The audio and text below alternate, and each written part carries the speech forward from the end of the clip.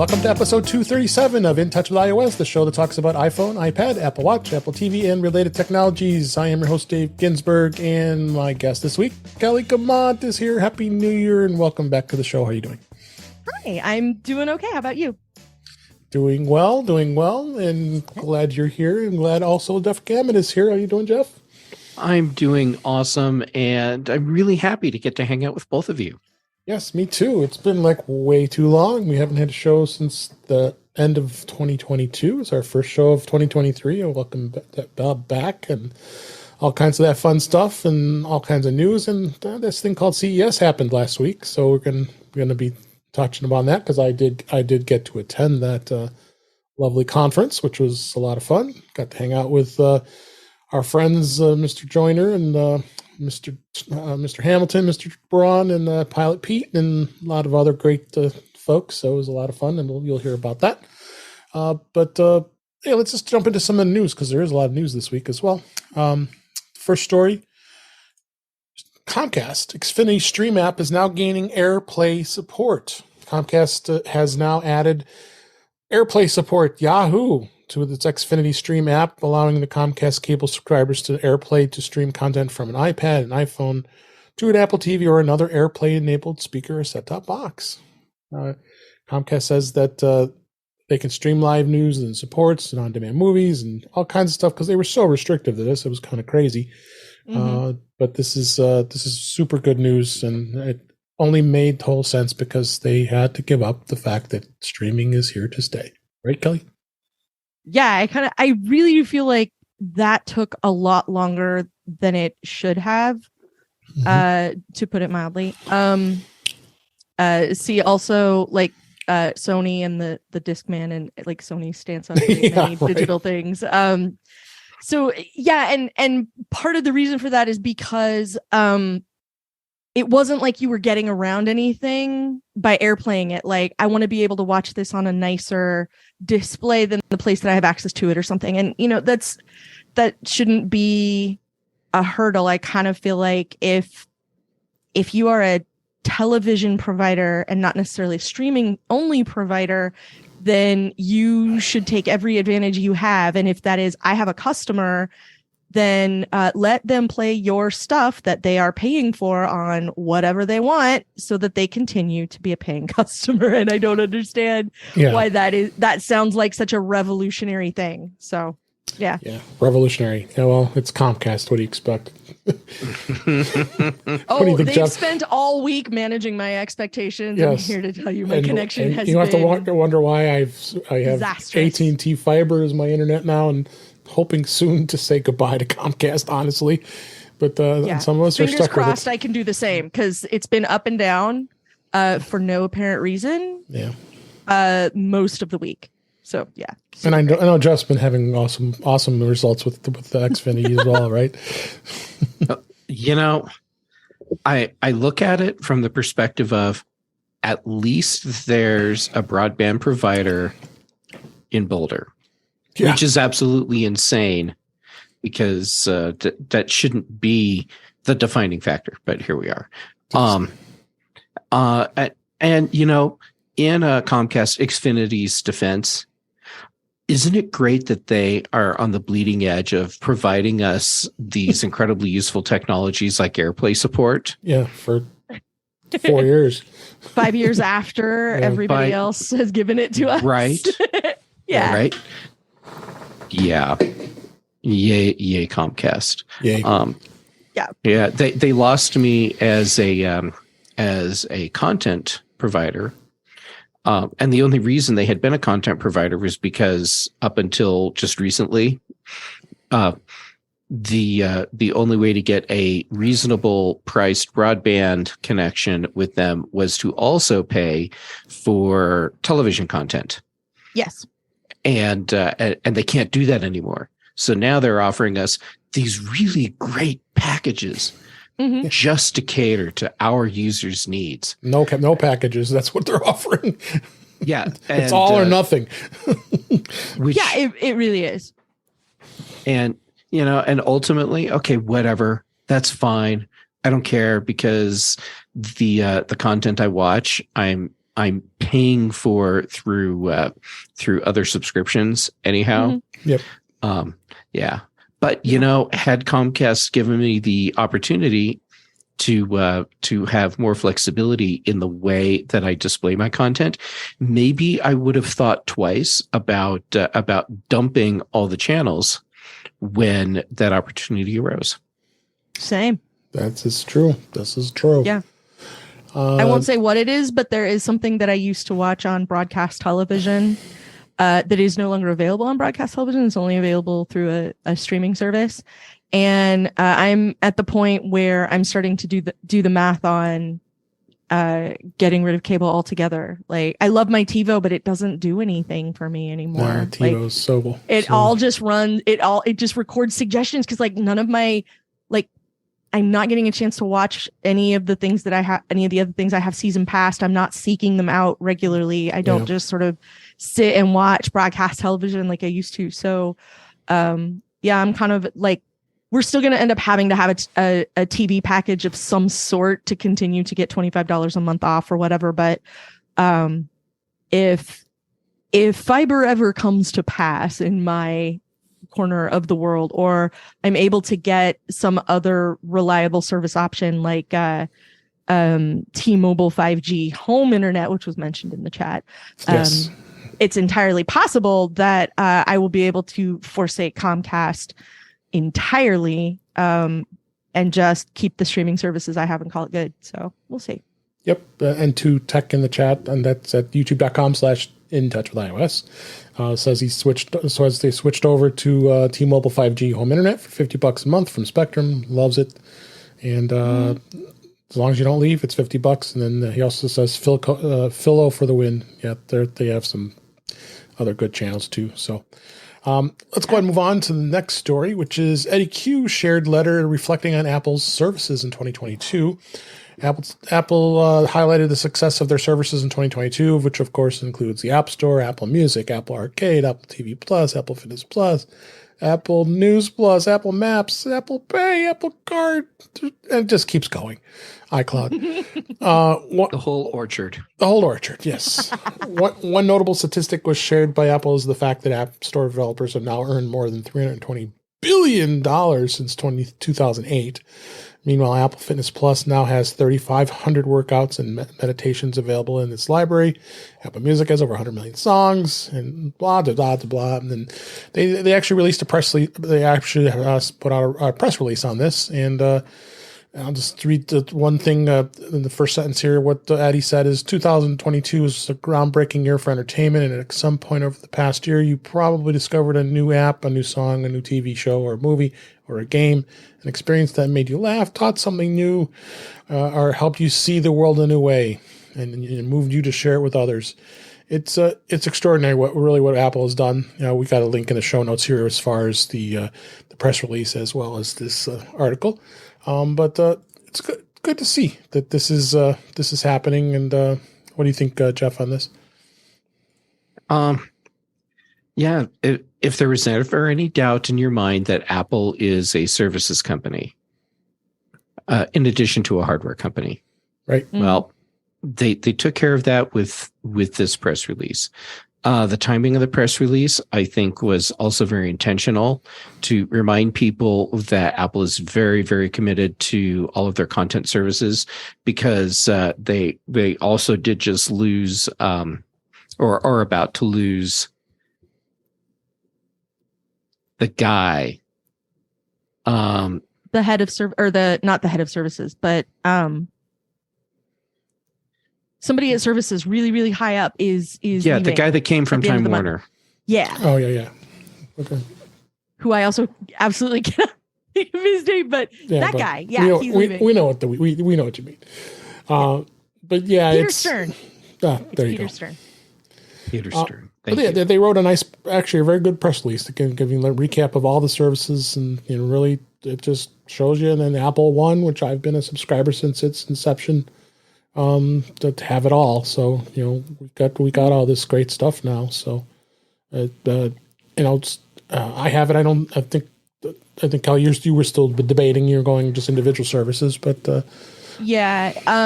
because Fitness Plus because I care about Fitness Plus and I don't care about News Plus, and that's so trying to run the numbers on that and figure out what to do with it. I will say that the thing I thought was notable in this press release was not Go Us, which was kind of the vibe here, but Eddy Q saying last week marked my 34th anniversary at Apple, and that means he joined in like 1989. And think about the company Apple was in 1989, and think about the company Apple is now. And I also liked the calling out of like the caliber of content that is available on Apple's various services. I don't know if you have it in the show notes. I didn't get all the way to the bottom to look, but Fitness Plus literally this week debuted kickboxing workouts. And I love kickboxing. And so I was very, very excited to have like a whole new kind of workout in the app, especially one that doesn't involve any equipment. You don't have to use anything extra in order to do it. And like reminding people that, you know, for at least another couple of months, the current Best Picture winner at the Oscars is a movie that you can only watch on Apple TV Plus, and back-to-back Best Comedy winners for Ted Lasso, my favorite TV show, and like seeing, like having them point out like some of the level of the stuff that they're competing with. And now that we've been talking about their media presence for more than 10 seconds, we have to say hi, Charlotte, over at The Edition, and say hello to her. I'm under a legal agreement. I have to do that if it's been 10 seconds of Apple as media company. Hi, Charlotte. You should go check her out at theedition.net.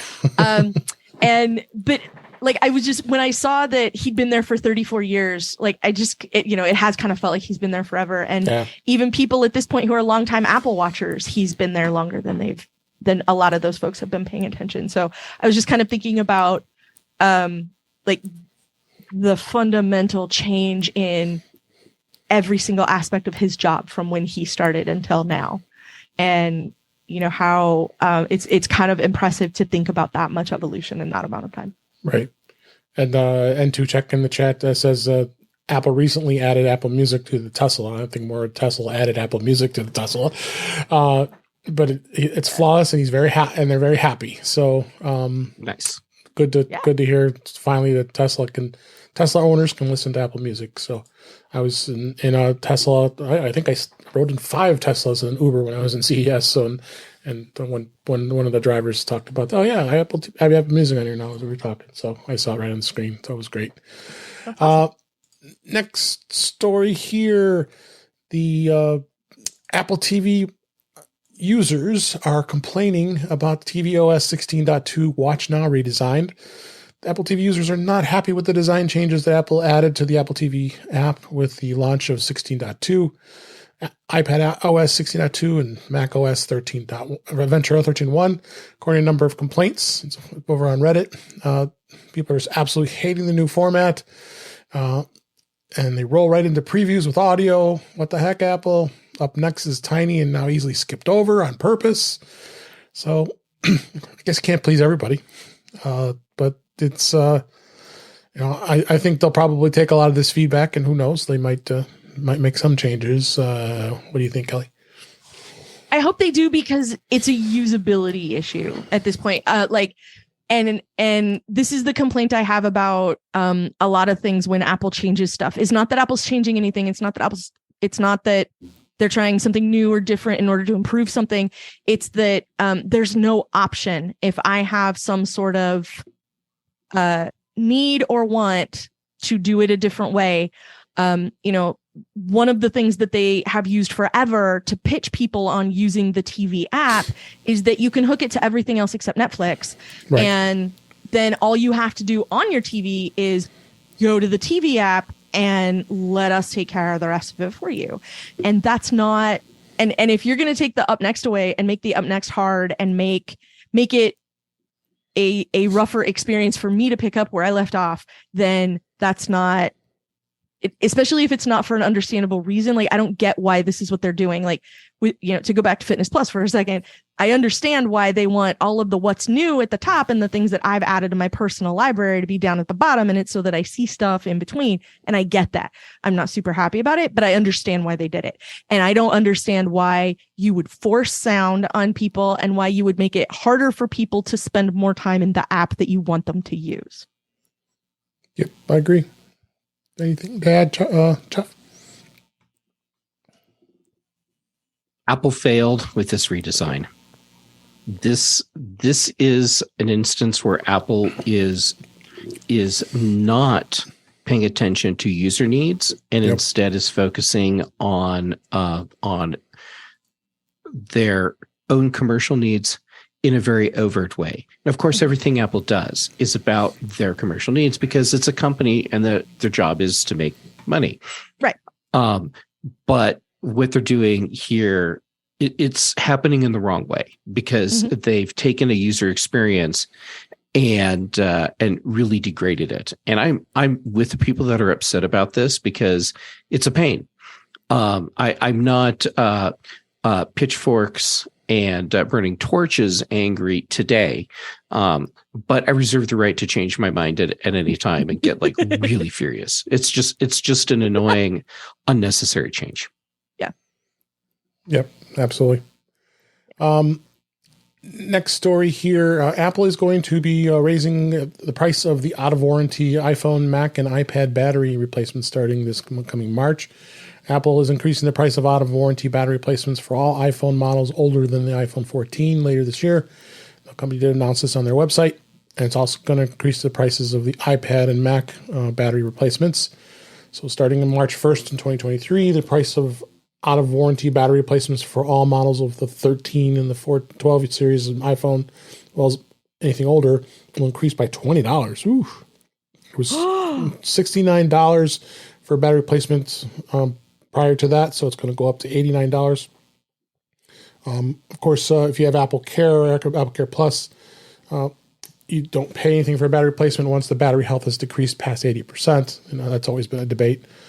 And they're going to increase it by $30 for MacBook Pros and for iPads. So they're really hitting it with the battery increases here, guys. I think it's like $99 replacing an iPhone 14. So I mean, not that anybody would be needing to do that too often. The pricing. Assume that if you're not doing Apple Care, you're spending $100 to replace a battery in basically everything. Mm-hmm. So this 10-inch iPad Pro that I love, I need to get a new battery in it before March. Yep. Been putting it off too long, Jeff. Hey, lady, remind me on Friday. Yeah. I should use my technology to my advantage. That's right. So get if you need a battery replaced, do it before March. It's going to be important. Yep. There's been so many crazy rumors this over this holiday, and I just was like getting so kind of sick of already talking about the iPhone 15s coming and doing this, and the iPhone 16 is going to do this, and it just gets to the point to do we really do we really need to have these rumors? And sometimes I just don't even want to report them. But this one I can kind of believe. This was Apple reported planning no major updates for AirPods, Apple Watch, iPad, or Apple TV in 2023.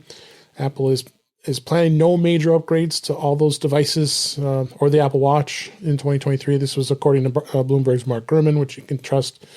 He's pretty reliable of his information. And then the AR and VR headsets, they're saying now that's going to have an imminent launch in 2023. I saw, quite a bit of the AR, VR headsets out at CES. So this is a big hot thing right now. But which is surprising, they ain't even going to think about the AirPods Max, which haven't been touched in many years. That they haven't really ever. Like 1.0 came out, and that's still what it is, right? And we never got a revision, did we? No, didn't. And can rule out a possibility of this is coming out. So it's kind of sad. And the same thing was going on with Macs. I mean, the MacBook Pros, we were thinking that there was going to be an M2, and that hasn't happened. So it's interesting to see that the hardware has kind of been in a stall as of late. What do you think, Al? I sound very much like a crabby old person on this, because every time we talk about something, I'm like, I liked it the old way. I liked when we had what I used to call, I think Jeff, we talked about this over on the 2 Out podcast, the evolution track and the revolution track. So you'd get like a new number. A lot of people call it like the TikTok of the product line. So you would get the iPhone 4, and then the 4S, and then you would get the 5 and the 5S. So you would get like maybe like fundamentally new things, and then you would get the next year, you'd get the refinement of those things. And I liked that because it made it, you could kind of, even if you didn't know what to expect, you knew what to expect, which sounds kind of odd, but you knew like the next one was going to be a big change, and then the next one was going to be like, what if, like snow leopard, mountain lion, but for hardware, we're going to take what we gave you last year and we're going to turn it up a notch on all of those things, and then we're going to go back and work on something that's like massively different later. And that was super cool, and I really liked having that sort of, what's the S track going to be for hardware, and I liked when some of that was a little more obvious. I was really excited for Apple Silicon, mostly because I wanted to know what was going to happen when Apple got to innovate everything at their own pace, and they weren't beholden to literally any other company or their development or their manufacturing process in order to make the machines that they wanted to make. And I thought, great, like, the cuffs are off, like they're going to just go to town. It's going to be amazing. And we're going to get new machines, new computers the same way we get new pocket computers. They're going to give us a new one every year. It's going to be awesome. Maybe they'll also start coming in colors that don't match any of the colors of any of the other products. Not that irritates me to no end or anything, I promise. But I really wanted to see, like, there should be an M2 Pro. There should be an M2 MacBook Pro by now. There should be a Mac Pro by now. I have no idea how this is where we are, but this is where we are. So I don't know. I don't know what it is. And I wish that I could chalk it up to something like, oh, it's a supply chain problem or, anything like that. But there's none of that going on. So no, supply chain's caught up. If anything, the companies who are selling the products can't catch up because there's so much backlog. Yeah. So you have thoughts, Jeff? I have thoughts. Yes. I think that the disappointment that a lot of people will feel throughout 2023, assuming this report is correct, it's reasonable for them to be disappointed because people want new stuff. At the same time, my guess is that the reason we're not seeing or won't see a major refresh for AirPods or AirPods Max is because of what Apple is doing with chip development. I think the next step for their in-ear and over-ear headphone products is going to be to design a chip that allows them to do the lossless high-res audio wirelessly to their own headphones.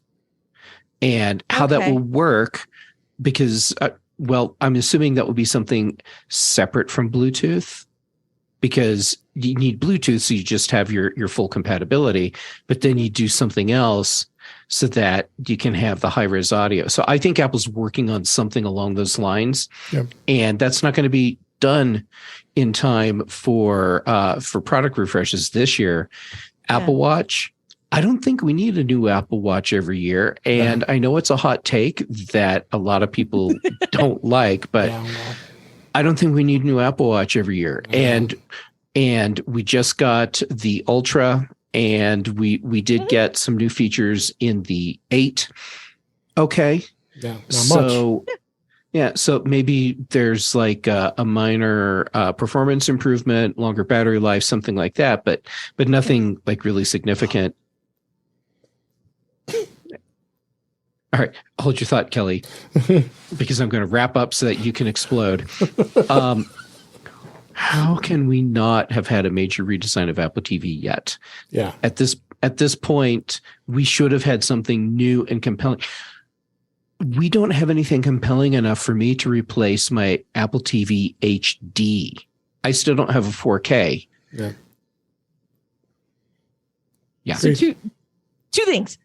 First, Jeff, because you know the ins and outs of the digital audio and all of that, this question is specifically for you. Do you think that maybe AirPlay is how they can make that happen? If you use AirPlay from the headphones to the device? AirPlay would totally work. That's because AirPlay, at that point you're doing Wi-Fi. Mm-hmm. So there's plenty of bandwidth over Wi-Fi to do that. The trick is, how do you do it without trashing the battery life? And so that might be what they're working on with the chips. Yeah. And with the Apple TV, the thing that I have wondered for a long time, and I think you and I may have talked about this on TDO. I know you and I have talked about it, and odds are good it's on the internet somewhere because that's how we roll. We've talked about Apple TV soundbar. Yes, we have. And having that be a thing, and that would be kind of the next evolution of the Apple TV, is that it's your home hub, and also it makes it so those wimpy little speakers on your 4K TV have a little oomph. We can give you a little bit nicer sound, because like when I look at televisions, when I, like in stores and things like that, like almost everything is and a sound bar. If you're going to get a new TV, you're going to need a sound bar, or you're going to need a center channel. If that's how you roll, you're going to need, you need a separate audio system, because the audio system that the TV comes with like is literally a box check. We can't sell it to you if it has no sound whatsoever. So we've given you like the barest of minimums, because the TV's an inch thick or whatever. And so that kind of like, that's what makes, I keep leaning toward that, especially with spatial audio, because Apple made such a massive deal about spatial audio and head tracking. Like if I'm wearing my AirPods and I'm listening to something on any of my Apple devices and I turn my head, it's like I'm listening to it come from the television, which is still a thing that is very weird when it happens and I forget about. But I wonder if that's going to be where the Apple TV goes. And I don't blame you, by the way, for not buying one. I'm grumpy at both of my Apple TV 4Ks right now, for all the same reasons. But the redesign, like the fact that there hasn't been iteration in some of these product lines, is also very surprising to me. Like, we've gotten iteration after iteration on the phones. We got the satellite stuff on the watch, those kinds of the car crash detection and those sorts of things in the new phones and the new wearables. But we don't have, there is no AirPods Max 2. There's no Apple TV 4K 2023 kind of a thing, and I find that really sort of confusing. Yeah.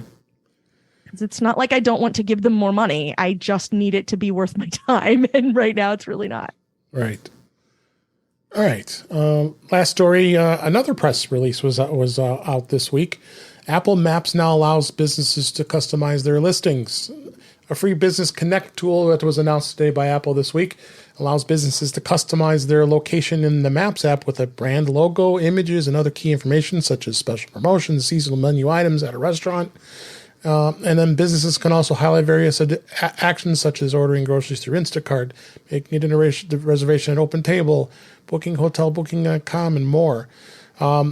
Apple says these new capabilities are going to be available to businesses in the U.S. starting this week, and will be available to businesses globally in the coming months, which is going to take some time for the businesses to update their information. So basically, you set up a Business Connect account with your new or existing Apple ID, and Apple has verify the business, then you can claim their location and begin updating it. It's kind of cool. You got the call, the order, the reserve. If it's tickets, there's a tickets button. What's the driving distance to that particular location, their website, the chat, menu, show times. And I mean, this looks like this is a really good way of getting information about a business location before you use the maps to go get the directions to go there to pick up or connect to whatever product they're offering. I think this is good. Don't you think, Jeff? This is good, but I'm having a hard time praising Apple for doing this because there's a reason why if you are searching for a business, you search Google Maps. Yep. And then maybe you'll use Apple Maps for the directions, but you got to go to Google Maps to find it. And that's because Apple has not made the process of inputting businesses and updating the content for your businesses easy like Google has done. So this is a very welcome addition and will make maps more useful. Now step it up, Apple, and go all the way on this. Yeah, link it. Not where I thought you were headed, because where I was headed was I can't praise Apple for this because it took them until 2023 to figure it out. And maybe it's just because they don't want to pay Yelp anymore for that system level integration that you can get now. So yeah, like I somehow I thought that this had already been a thing. And so I was sort of surprised to see the headline about it because I thought you already could do this. But I feel like they just don't want to license Yelp anymore because you can, like a lot of places, at least here anyway, when you look something up, it'll give you directions and stuff. But if you scroll down a little, it'll say like more information on Yelp. It'll show you like their hours and their location. And then anything else you need, you have to go to Yelp to get it. So I just figured maybe that license renewal was coming up or something and Apple doesn't want to do it anymore. And so they figured out, well, what if we let people update their stuff on Apple Maps instead of having to do it in Yelp so that the information's accurate? So I don't know. But yeah, it's about time. And it really should have happened way before now. But Jeff, I agree with you. Like, the point of doing it in Google Maps is so that you can get the information from there. Because there is no way to do it on the Apple side, which is ridiculous. It's stupid. Kelly, I have a new theory for your crackpot house. Yes. Apple can't stop licensing Yelp. They are bound at the hip, essentially, because Apple needs to have ratings for businesses. Mm-hmm. And no one is going to do that in Maps because Apple has never created a system that makes business searching as valuable there as it is in Google Maps. Yeah. But everyone uses Yelp. So if Apple wants to have that sort of detail about businesses, they can do all the stuff that they want to do, and they'll still have to license Yelp. Yep. Yeah, because it's either that or write a check to Google, and we know that's not happening. No, Google's writing a check to them. All right. So, check out the link in the show notes. There's also a link to the press release that Apple released as well. Let's go on to the topics for this week. As we always talk about beta software for iOS and iPadOS 16.3 beta 2 is out. And it's also out for public beta as well. That came out along with developers. 16.2 has added support for physical security keys, finally, that can use to be added protection for an Apple ID. Any FIDO certified physical security key can be linked to an Apple ID and used for authentication when logging into a new device, otherwise accessing with an Apple ID. And those security keys do replace the digital verifications codes that Apple has been sending a device when you get Apple ID, which I think drives me crazy. But it's good that it's there. But now you have to have two physical keys that are required to use the feature. So that's going to be interesting. Dave, my favorite authentication, I'm totally interrupting. I'm sorry. No, my favorite authentication is when I log into an Apple service on my Mac and the authentication code pops up on my Mac. Yep. On my Mac, and I enter it from my Mac. Just well played, Apple. Well played. Yeah. Oh, Drives me absolutely crazy. And then in addition to the security keys in beta, they're also going to be adding more instruction for transferring music from an iPhone over to a HomePod using handoff. Well, if that works properly, that's another story. I haven't tried it, so nothing really earth shattering. I haven't noticed anything. I've updated both the iPad and the iPhone I have. I don't think you've noticed much either, Jeff, on your iPad. So yeah, the only thing that I've noticed different so far is when I go to check the software version that's installed on my iPad, and it's a new number. Yeah, exactly. Exactly. So nothing too exciting with them in the beta world. I mean, they went about 5 weeks, I think, between beta 1 and beta 2. So that probably just the holiday kind of stalled things a little bit. That's my guess. I'm thinking. So CES happened last week as we record this. It was I was pleasantly excited and happy to see the crowds again. I mean, yes, we've come out of this pandemic, and yes, people were kind of concerned, but well, nobody was wearing a mask, so there was very few, if any. So it was just kind of business as usual out there. Some of the numbers, I mean, the event was from January 5th through January 8th, and then the press events started 2 days prior to that. So I attended all the 3 major events, which was CES Unveiled, which was at Mandalay Bay, and then you have PepCom, which was a private media event that was at Caesar's Palace, and then Showstoppers was at the Bellagio. Needless to say, all 3 of those locations required a ton of walking because they were in ballrooms that were very far away and not like the Venetian Expo and the Las Vegas Convention Center. So, but there was 3,200 exhibitors, and there was over 110,000 folks that attended the conference, which is not as big as it had been in the past, but quite a big number considering people were pretty much not too terribly excited to be there in 2022, or of course, for sure not in 2021. So,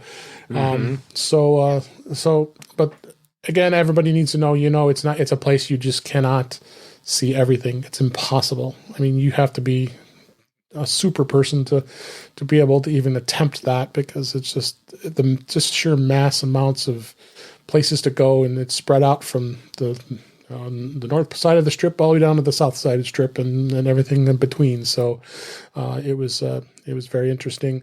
I did get to experience the Vegas Loop that the Boring Company had created with the tunnels. Our friend Elon Musk. And I was pleasantly surprised at how easy it was to do it. I was staying at Resorts World, and kind of a side joke, Kelly missed it from Mac Voices on Tuesday, that I did get to witness the adult entertainment expo that was going on at that location of Resorts World. Resorts World is actually a very nice place. I was very impressed with that place. But apparently they have a great view. Yeah, they do. I'm sorry I missed the story. In both do I have it? Yeah, in both cases. So, but yeah, they do have a station for the Vegas Loop at the Resorts World, and it does have intermittent stops all the way through the Las Vegas Convention Center, and you take a ride in a Tesla. Don't go very fast, 25 miles an hour. It's in a tunnel, but I got to go into the Model X, which is the doors that have the hatch. Oh yeah, those kind of so it was kind of cool. They don't call it that, but it's something. And like I said, I took quite a few. Yeah, the Boring Company.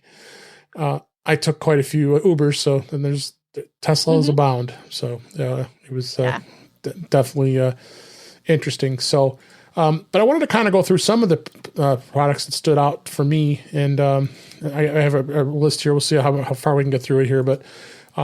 First off, I'm going to start with OtterBox. OtterBox always makes some great cases, and they also make great chargers.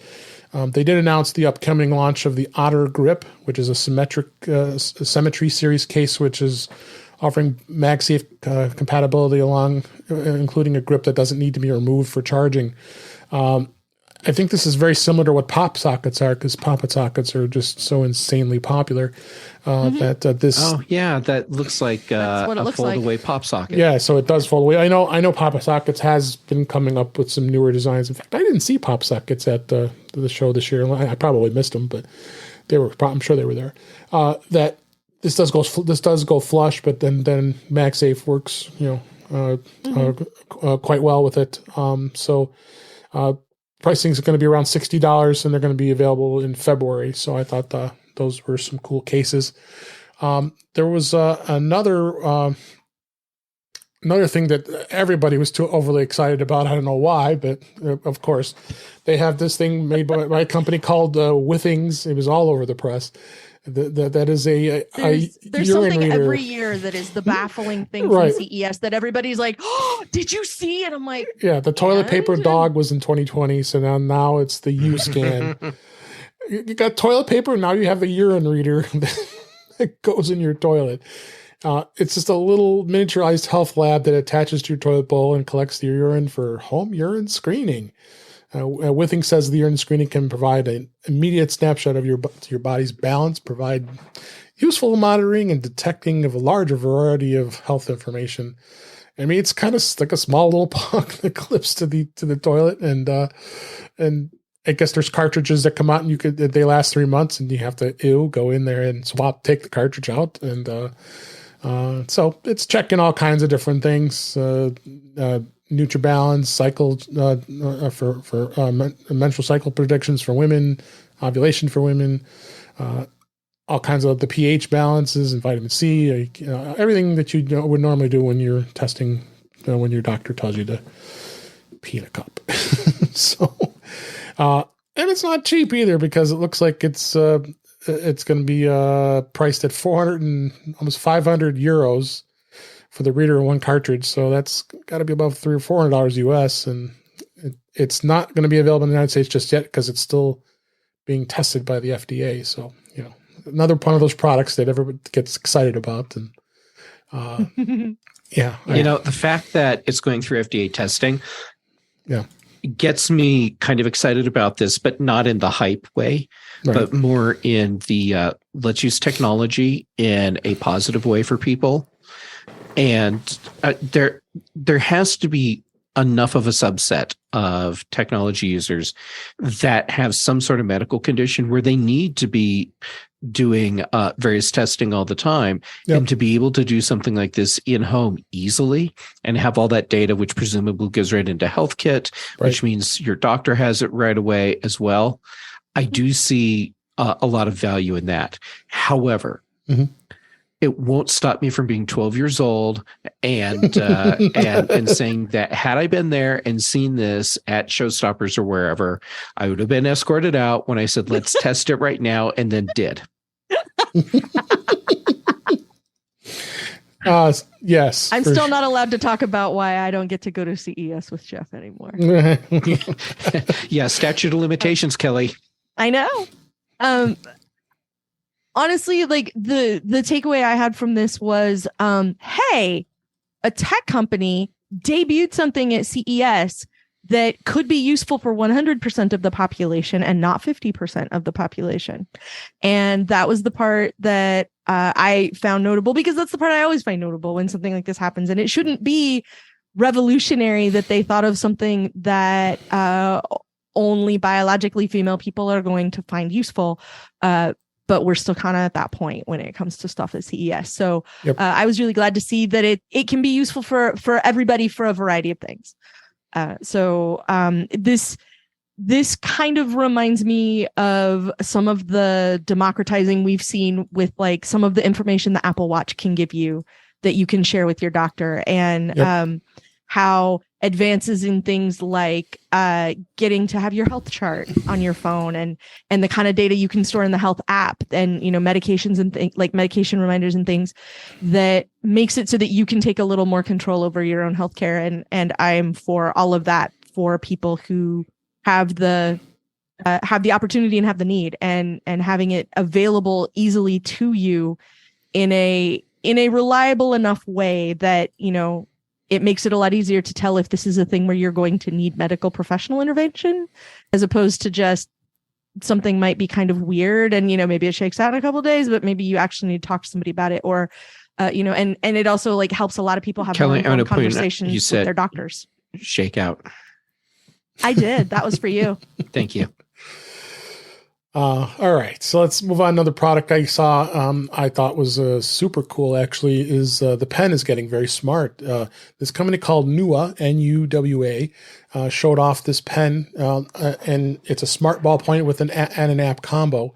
And what it was is just a kind of cool little pen, and it's an actual ballpoint pen, and you write notes like you normally do, but it also has a camera on it that it scans those notes. So like they were demonstrating using sticky notes, and as you wrote them on the sticky notes, it would transfer to an app on your iPhone, and you can keep the notes in journals and notebooks and use Post-its and all that stuff on that part. And it was very interesting to see. This is a Dutch company.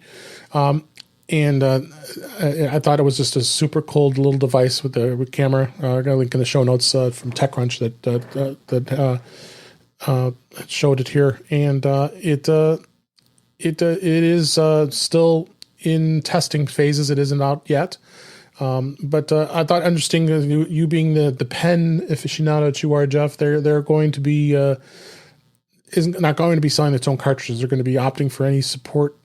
Supporting an industry standard D1 ink cartridges, so you can pick up a pack of 4 of them for $12, and you can pick those up easily. And it does have subscriptions, so if you want to use the Pen Plus monthly subscription, that's going to be available as well. It's going to be released in the US like around August of 2023 for about $279, and it can be pre-ordered this week for $179. So you got two colors, black or ivory. I thought this was cool. I think it's something you'd like to take a look at, Jeff. I would like to take a look at it. And Dave, it's okay. I mean, I appreciate that you said pen aficionado. Yeah. It's okay for you to say I have a pen fetish. Okay.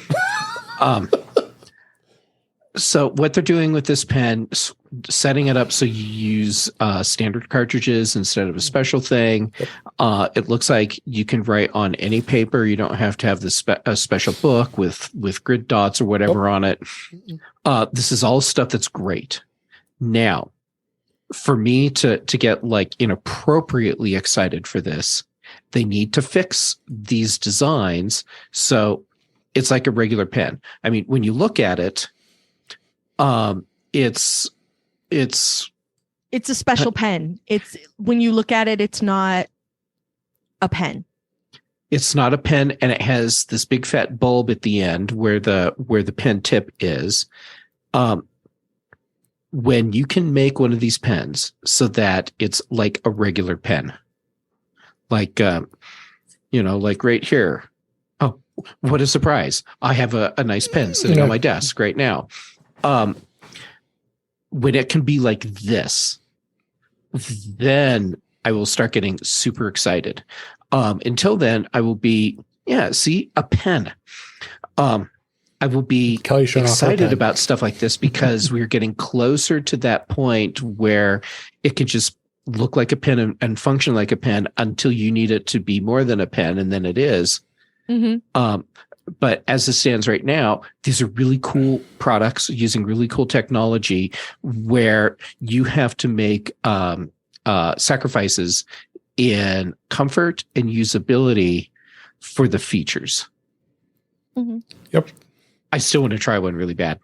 Oh, yeah, me too. It was super cool. This is an actual pen. I just want to make sure, this isn't just sort of me being funny. This is just an actual, honest to God, R2D2 fountain pen. The one question I have that I think 100% of this panel is interested in is, does it work if you're left-handed? I'm left-handed as well as you are, Kelly, and yes, it did. I tried it, and I didn't have a problem. You are too, right? Mm-hmm. Oh, yeah. We're all three. That's right. Yes. All three of us are left-handed. Yes, 100% of the panel needs to know. Yes, 100%. That's the kind of thing that somebody would not think about and go, I mean, if you look at the shape of it in that picture. You can only hold it one way, and when you hold it with your left hand, you're covering up the camera, or whatever. No, because the camera's at the tip, so it was comfortable. It is. I agree with you. It was kind of a strange design, and it's something that I don't know. We'll see how it was very. I mean, there was a lot of people looking at it. It was these guys were actually at PepCom, so it was definitely interesting. I will say it's not dramatically weird for a pen, but it's definitely like there's something specific about that particular pen that, you know, if I just saw somebody writing with that in the world, like that's a pen that is serving some sort of purpose. It's orthopedic, or it's got some sort of special situation that is what it's for. And, you know, it turns out that's the case. But yeah, when you can just make a plain old pen, you know, it just looks like I'm pulling a Lamy Safari out of my backpack, then, you know, that's the point where I think that'll be the tipping point as far as adoption, is like, it doesn't look like I'm using some sort of big weird pen for something. Yeah. So, I wanted to touch on one charging device and then a backpack I found here. Scosche, which I think makes some pretty awesome products. They came out with this new. Yeah, me too. I have the whole power bank device that, you know, you lay flat and, you know, it assembles different modules. This one's called the MagSafe GoBat MS5K. It's a wireless charging power bank that is MagSafe, so it attaches right to your iPhone. It also has a USB-C port on it, and it's a 5,000 milliamp battery pack, so it gives you some pretty good charging capabilities. Not very expensive, like around $55. It is available now, and it comes in black or a white color. But I thought this was real cool. I have a link to the Scosche website here in the show notes. And it attaches nicely to the iPhone. It's not too terribly big for someone who wants to have a little extra power, but also being able to carry it to plug in other things with the USB-C. And you also can charge your AirPods with it because it's MagSafe, and as well as if you wanted to use a Lightning to USB-C, you could. Cool little device. I like it. Cool. Yeah. They always make, like, I've been a massive Scosche fan for years. Full disclosure, they've never sponsored anything. They have occasionally sent me review gear. But I've purchased a fair amount of Scosche stuff as well, because it's always really solid. It's always nicely priced. And it always feels like it was designed by somebody that has actually used whatever it is. Like, somebody has actually tried to use other MagSafe batteries on the back of their phone and sat down and designed this coming from that. Like, I've put miles on all these other ones, and here's how we're going to make ours better. Or, the one I have on my desk, this is a 10K GoBat model from Scosche, and it's got the little indicator lights on the front. It's got A out on one side and then C in and out on the other. Charges really fast, super duper reliable. I wish it did have MagSafe. That's why I was really excited to see this in the show notes, was because now I can get one of those, which will probably also do all the same stuff that this does, which I really like. Yeah. So I appreciate their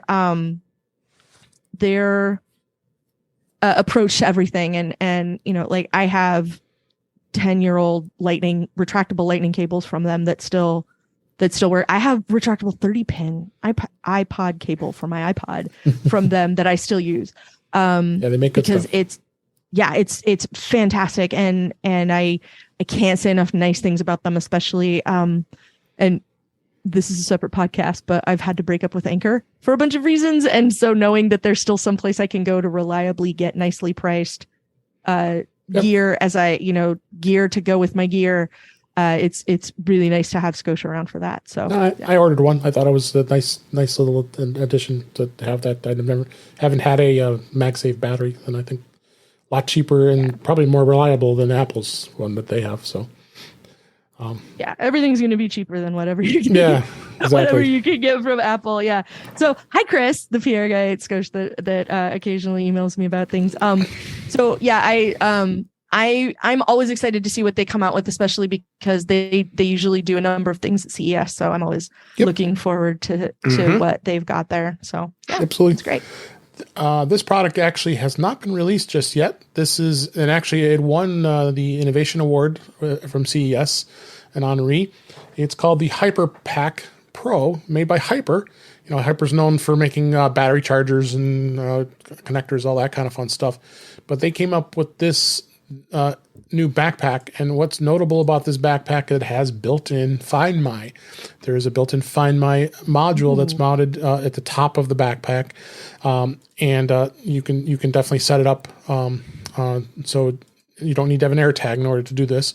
It has very generous packs. It does have the built-in luggage pass-through. It also has it also has a compartment where you can put a battery pack inside the backpack and it not be floating around. It's got a nice place that holds it in place, and you can feed the cables through two of the sections of the backpack, and has a good, simple, quick access backpack for like your passport and wallet and such. It has an RFID pouch that you can protect your credit cards and such from RFID exposure. And it's got nice side pockets. It'll fit up to a 16-inch MacBook Pro.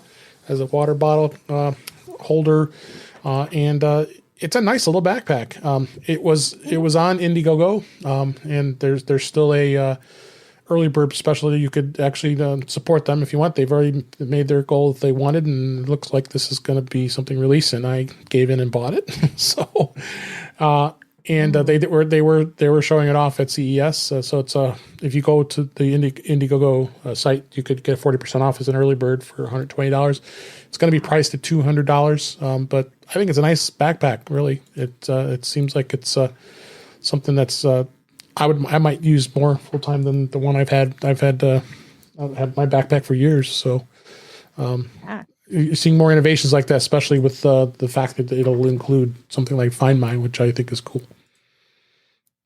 I think this is the first bag I've seen that has the Find My built in like that. I don't think I can't think of another one off the top of my head that would have that built in, as opposed to like, there's a secret pocket in the back of my backpack and I drop an AirTag in it and now I can find it, Right. So, not having to DIY it, is nice. And Hyper's another one of those companies that makes a lot of really solid, reliable, gear for my gear, as I like to say.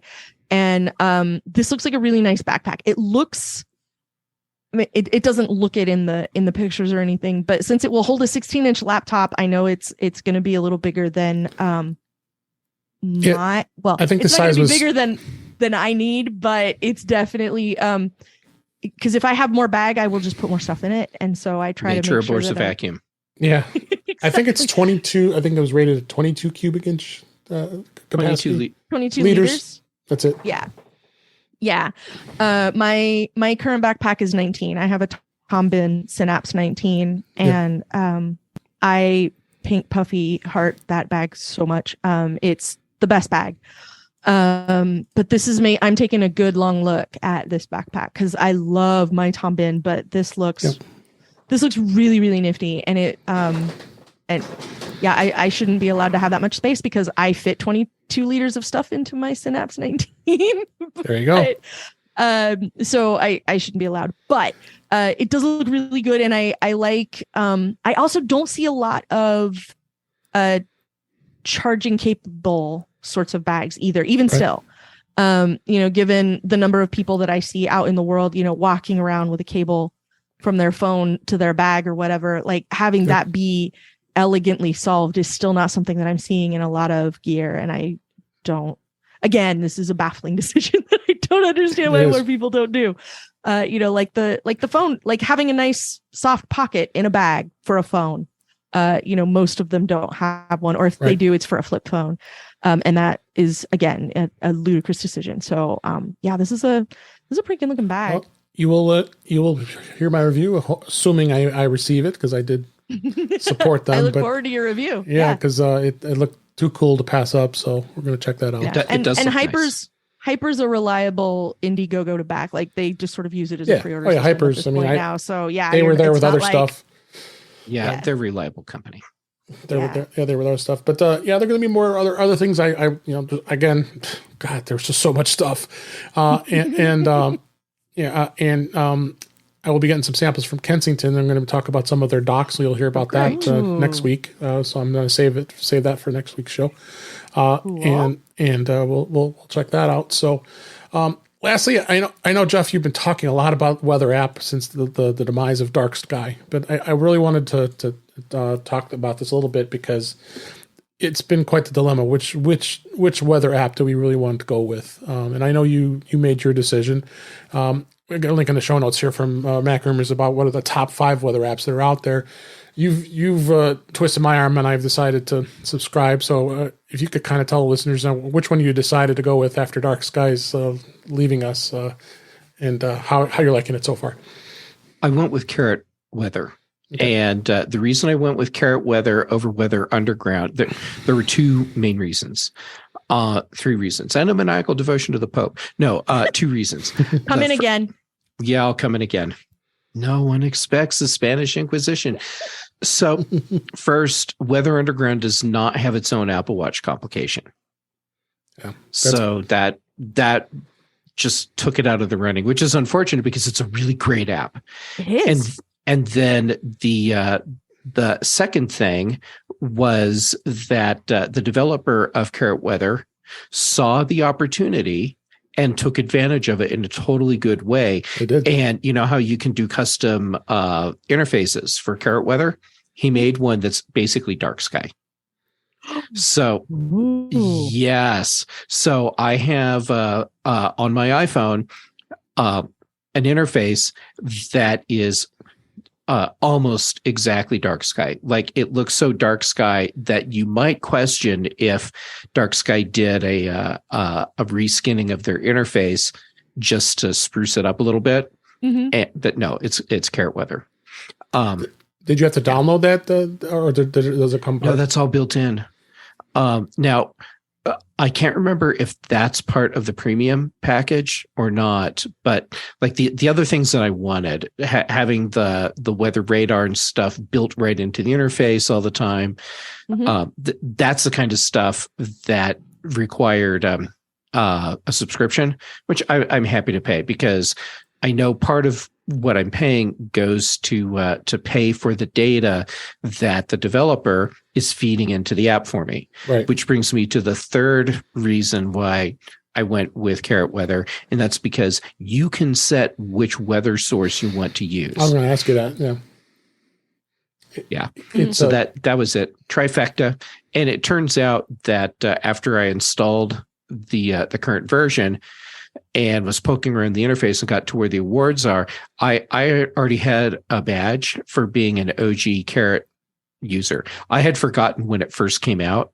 I bought Carrot and then I'm guessing shortly after that I switched to Dark Sky because it came out. But yeah. Yeah, I mean, I had Carrot for a while too, and I did offer a free version of it. So to have this data, so it because as I went in and looking at the different subscriptions, there are some legacy subscriptions I have access to. I think because I was a legacy customer, so I think they're giving you a better deal. But it looks like that ultra plan for $30 a year, which is really not that bad, honestly. Yeah. That's what I did. Yeah, that you get everything, and I see all. I even see Dark Sky as a data source, but I think that's going to probably disappear from what I read. Soon. Yes, that's part of the whole thing, and I need to do some more research because it sounds like, but I'm not certain, that the reason Dark Sky is disappearing is because Apple is just rolling that data source under the Apple brand, so it'll still be Dark Sky data. Mm-hmm. But you'll be choosing Apple as the source. Apple Weather, which they have in there now. Weather Kit or something. Yeah. Because that's a choice in there too. But they have AccuWeather and some of these other ones I haven't even heard of before. That's in there. Some of the others are specifically local user feed only, whereas Dark Sky did that and it had other sources going in. Yeah. Mm-hmm. So if you know there's a bunch of people around you that have good personal weather stations and they're feeding into one of these services, yep, and you need the data for right where you are, one of those others could be a better choice. So you have to do some research based on your use case to figure out which source is actually best for you. Yeah, and plus they do use weather stations. If you own a weather station that's set up in your home, looks like you can do that, as well as I think you can feed that in. Yep, and feed it into a public station. There's 2 different public station choices. I'm kind of excited. I didn't realize how insanely advanced this is compared to what Dark Sky was doing. Everyone thought it was just the thing that told you what the temperature was and then called you a meat sack. A meat sack, right? Yeah, the thing I love most about Carrot Weather is the attitude, the sass of getting the weather, but also the timeliness. Like I found out Nichelle Nichols passed away by checking the weather and seeing R.I.P. Uhura as the status update on the weather. It was very sad, but I'm glad that it was Carrot Weather that told me. Wait, Nichelle Nichols died? Yeah, I knew. I'm like, Jeff, I'm sorry. The other thing that's really cool about Carrot Weather is that it has smart layouts. So if you spend a little bit of time in the app, you can have it give you different information based on certain conditions. Like if it's raining, maybe that's the only time you care about the radar, right? Or whatever. And so you can have it customized, like different dashboards for different sorts of weather conditions. So that was the thing I really liked about it. Like I don't care about the air quality. Like if it's raining, because generally if it's raining, the air quality here isn't very bad. So I only need to worry about that if it's over a certain temperature, because when it's over a certain temperature, I know we have an inversion. I am one of those people because I was so distraught over having lost Dark Sky as a weather source that I just hauled off and went and bought a weather station. So I have a Tempest weather system those are really nice. From Weatherflow. And we got it mounted. And because I had to redo my network recently, in a very deeply on-brand decision, my new network router is called WAN Solo, and the access point hooked to it, because the access point I hooked to it is Lando Calrissian. And so, of course, when I took this big, weird, roundy, black and white shaped hunk of technology and went and mounted it in the backyard to watch if it was going to rain or not, I had to call it Stormtrooper. Yeah. Don't tell Mr. Kelly that I have renamed the garage door in the MyQ app to be the blast door. But it's the blast door now. And you can ask the lady to open and close the blast door for you. So yeah, I got a Tempest weather system and hooked it up with public data. And the thing that I really liked about Tempest is that it gives me the option to have 2 sets of information. So I can have the public data, which is not the exact location of my house and not the exact and not my exact where I live, latitude and longitude. So and also and I can have that public web page that anybody that wants to can go see what the weather is literally in my backyard. But then I can have my own, but I can set it up for my own access with exactly what the information needs to be. So that's a thing that I have appreciated. And there will be a link to that in the show notes because I've pasted it into the show notes. And the app for it is really nice. And also with Carrot, again, I do have a paid subscription. And so I can point Carrot at that as well if I just want exactly what the weather is in my backyard and don't care about the rest of it. I do have it hooked up.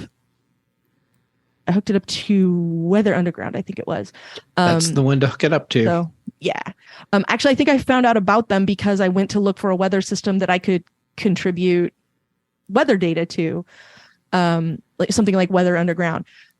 Mostly because where I live is kind of between 2 places where they report weather from regularly here in Portland. So it's never quite what one of them is, and it's never quite what the other one is. And so I have to sort of triangulate based on what information they're giving me from 2 different places that are not near me.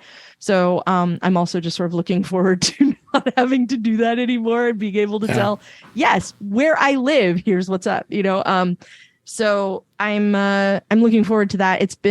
It was a piece the cake to set it up, and has so far been really easy to use. So I was glad to see it.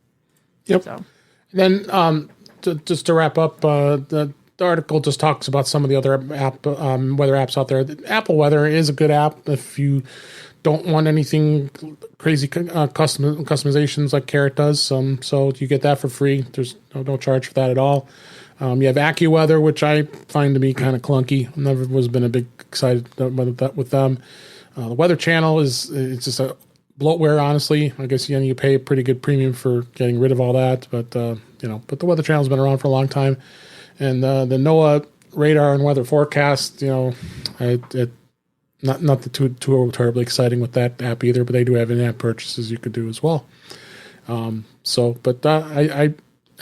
said, Jeff, you talked me into it, so I'm becoming a Carrot user now. I had it, like I said, years ago, but now I'm going to do premium. It's worth it. I think I talked Jeff into getting it in the first place. So yeah. You probably did. Yeah.